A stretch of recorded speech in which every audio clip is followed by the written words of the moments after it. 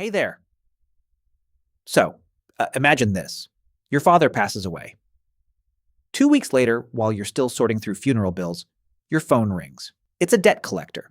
He tells you your dad owed $40,000 on his credit cards, and he'd like to know when you're going to start paying. Your stomach drops. Do you actually owe that money? Can they take your house? Can they garnish your paycheck? Well, here's something strange. In one survey, nearly half of American adults said they believe their loved ones would inherit their debt if they died today. Half. Most of them are wrong, but some of them are absolutely right, and the difference between those two groups is not what you'd expect. Wait, hold on.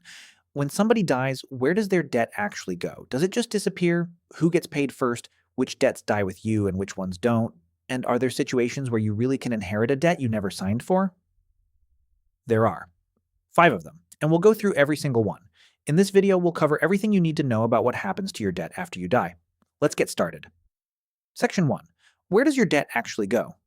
So when you die, your debt doesn't die with you. But it also doesn't jump onto your family. It goes to a third thing, called your estate. Your estate is just a fancy word for everything you owned and everything you owed on the day you died. Your house, your car, your savings, your old guitar, that estate then goes through a legal process called probate. Think of probate as a court-supervised checkout counter. A person called the executor is put in charge. If you left a will, you picked them. If you didn't, a judge picks one for you. The executor's job is simple to describe and painful to do. Collect everything you owned. Notify every creditor that you died. Pay your debts out of your stuff. And whatever is left, hand it to your family. Notice the order there. Creditors first, family last. Always. So let's use a simple example. Dave dies. He owned $100,000 worth of stuff and owed $60,000. The executor uses $60,000 to pay the debts, and Dave's kids get the remaining $40,000, clean. But what if Dave owned $100,000 and owed $150,000? Then his estate is what lawyers call insolvent. The executor pays what he can, and the rest of the creditors just lose. They eat it. Dave's kids get nothing. But here's the important part. Dave's kids also owe nothing. They don't top it up with their own money. That's the default rule in America. You don't inherit debt. You inherit whatever survives the debt. Now you might be thinking, hold on, if creditors just lose their money when somebody dies, why would any bank hand a credit card to a 75-year-old? Well, because they've done the math. Most people die owning something, and the bank knows exactly where it stands in a very specific line. So where does it stand? Let's find out in the next section. Section 2. Who gets paid first? So when an estate runs out of money, creditors don't race each other to the door. There's a legal line, and the executor has to follow it exactly. The order shifts a little state by state, but it almost always looks like this. First in line, the cost of running the process itself. Court fees, the lawyer, and the executor's own fee. Yeah, the system pays itself first. Second, funeral and burial costs. And these have to be reasonable. Creditors can go to court and argue a funeral was too fancy because that money was supposed to reach them. Third, taxes. The government always finds you. Fourth, secured debts. Your mortgage, your car loan. Debts attached to a specific thing. Fifth, unsecured debts. Credit cards, personal loans, that unpaid phone bill. Dead last. And after all of that, your family. So this is the order. Feel free to take a screenshot. Now let's run the numbers. You die with $100,000 in assets and $150,000 in debt. Legal and administration fees take $20,000. Funeral, $10,000. Taxes, $20,000. Mortgage, $50,000. That's $100,000. Gone. Your credit card company, which is owed $50,000, receives exactly zero.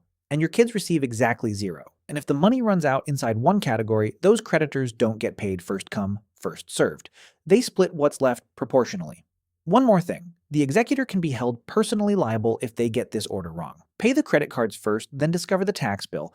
That gap comes out of the executor's own pocket. So if someone ever asks you to be their executor, understand what's happening. That's not an honor. That's a job. Now you know who gets paid and in what order. But not every debt plays by these rules. Some vanish the second you die. Others follow your family for years. Let's break them down. Section 3. Which debts die with you and which ones don't? Let's start with the good news. Federal student loans.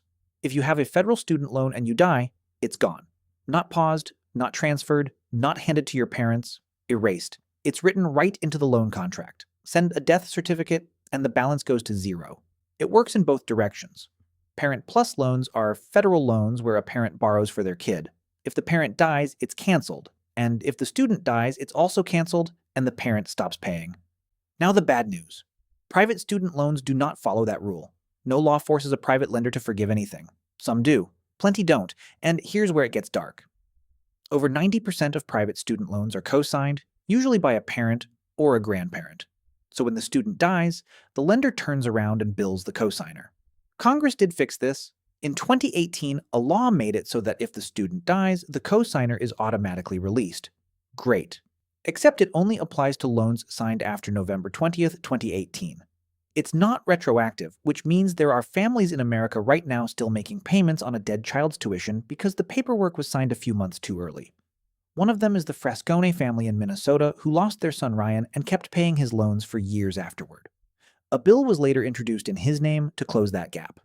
Next, credit cards. Unsecured, nothing backing them up, last in line. If the estate has money, they get paid. If it doesn't, the bank writes it off and moves on. Then, your mortgage. This one confuses everybody. A mortgage isn't attached to a person, it's attached to a house. So if your kid inherits your house, they don't personally owe the loan. They get 3 choices: keep paying and keep the house, sell it and pay off the balance, or hand it back to the bank. And here's a great law almost nobody knows about, the Garn-Saint-Germain Act of 1982. Normally, when a house changes owners, the bank can demand the entire loan back immediately. That's called a due-on-sale clause. But this law says, not when a relative inherits it. Your kid just keeps making your payments at your old rate without qualifying for a new loan. Do you realize how big that is? If you locked in a $400,000 mortgage at 3.5% and your child inherits it instead of buying at today's rates, that's roughly $730 a month. Over $250,000 across 30 years. That's not inheriting a house. That's inheriting an interest rate. Car loans are simpler. Don't pay, they take the car. So far, so reassuring. The estate pays, and the family walks away. But I keep saying usually, and that's on purpose. Because remember those 5 situations I promised you at the start? Here they are. 5 ways you can absolutely, legally end up paying somebody else's debt. Section 4. 5 ways you can actually inherit debt. Number 1, you co-signed. When you co-sign a loan, you are promising to pay if the other person can't. Death does not cancel that promise. This is the single most common way people inherit debt, and it happens because signing feels like doing somebody a favor. It isn't a favor, it's a contract. Number 2, you were a joint account holder, and here, one single word costs people tens of thousands of dollars. On a credit card, there's a difference between a joint account holder and an authorized user. A joint account holder co-owns the debt and pays it. An authorized user just had permission to swipe the card and owes nothing. 2 widows, same $10,000 balance. One owes $10,000, one owes 0. Same card, different word. And most people have never checked which one they are. So go check. Number 3, you live in a community property state. There are 9. Arizona, California, Idaho, Louisiana, Nevada, New Mexico, Texas, Washington, and Wisconsin. In these states, debt your spouse took on during the marriage is treated as belonging to both of you, even if only their name was on the account. Debts from before the marriage generally don't count. Number 4, filial responsibility laws. Okay, this one is wild. Around 30 states still have laws requiring adult children to support parents who can't support themselves, including nursing home bills. These laws trace back to the Elizabethan Poor Law of 1601. Yeah, 1601. They're almost never enforced. Almost. In 2012, a Pennsylvania court ordered a man to pay roughly $93,000 for his mother's nursing home care. He never signed anything. His only qualification was being her son. Number 5, and this is the one nobody sees coming, Medicaid Estate Recovery. Every single state has this program. If Medicaid paid for your long-term care after age 55, federal law requires the state to try and get that money back from your estate after you die. And since the house is usually the only valuable thing left, they come for the house. Think of it as an interest-free loan from the government that becomes due the day you die. There are protections. They can't take it if there's a surviving spouse, a child under 21, or a disabled child. But a lot of families only discover this program exists when the letter shows up in the mailbox. So those are the American rules.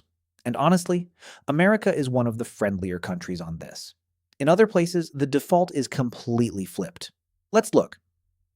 Section 5. What about other countries? Germany. There is no executor and no checkout counter. When somebody dies, the estate transfers to the heirs instantly. Assets and debts together. German law literally describes the heir as stepping into the shoes of the dead person, which means if the debts are bigger than the assets, you pay the difference. Out of your own pocket. There is an escape hatch. You can formally renounce the inheritance in front of a notary or a probate court, but you get 6 weeks. 6 weeks from the moment you learn you're an heir, 6 months if you live abroad. Miss that window and the law assumes you accepted, debts included. So picture it. Your father dies with $10,000 in assets and $50,000 in debt. In America, the creditor eats $40,000 and you pay nothing. In Germany, if you don't file the paperwork inside 6 weeks, you owe $40,000. Same death, same family, same numbers. Different country. Japan does something smarter. You get 3 months and 3 options. Option 1, accept everything, debts included. Option 2, renounce completely. But option 3 is the clever one called limited acceptance.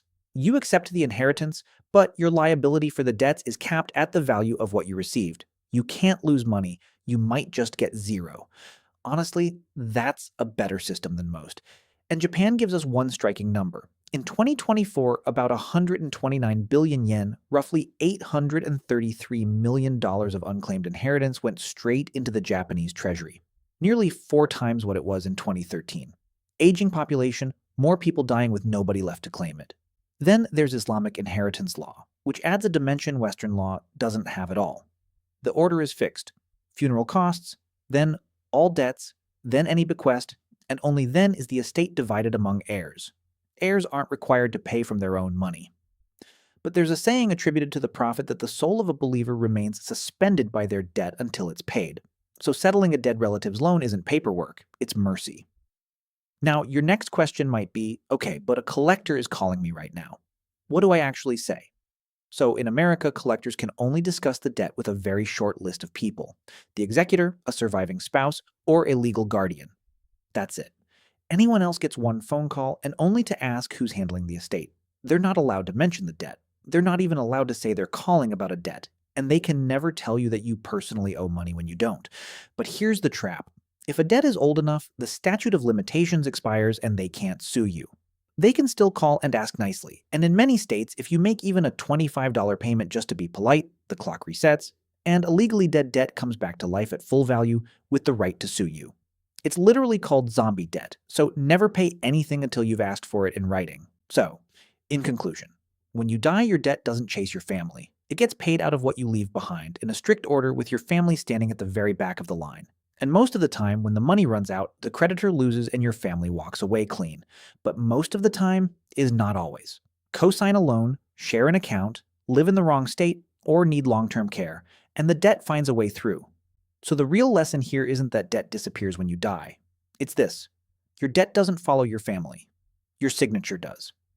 Now remember that phone call at the start of this video? The one about your father's $40,000? You already know the answer now. That debt belongs to his estate, not to you. You know you can say, "I'm not the executor, please direct this to the estate," and hang up. And you know not to send them a single dollar just to be polite. Most people, in that moment, panic and pay. You won't. And maybe you're wondering what happens when it's not a person who can't pay, but an entire country. What happens when a whole nation defaults? Well, that's a whole other video.